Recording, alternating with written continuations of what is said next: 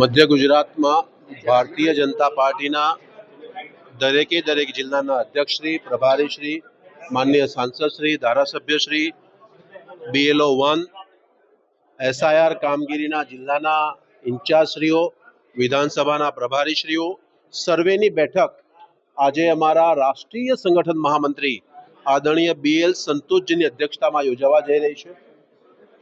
મધ્ય ગુજરાતના અલગ જિલ્લાના અલગ વિધાનસભામાં અલગ બૂથમાં જે SIRની કામગીરી ચાલે છે એનું સિંહાવલોકન થશે।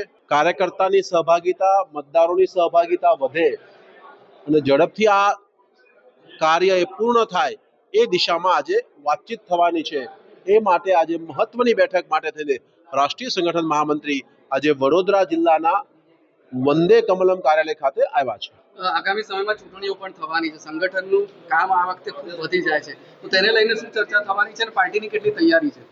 ભારતીય જનતા પાર્ટી એ ક્યારેય ચૂંટણી માટે કામ નથી કરતી, એ સતત લોકોની વચ્ચે લઈને જનસેવાના માધ્યમથી ભારતીય જનતા પાર્ટી એ લોકોનો પ્રેમ અને વિશ્વાસ સંપાદિત કરતી હોય છે અને એટલા જ માટે ગુજરાતમાં ગુજરાત અને ભાજપા એ સિક્કાની બે બાજુ છે।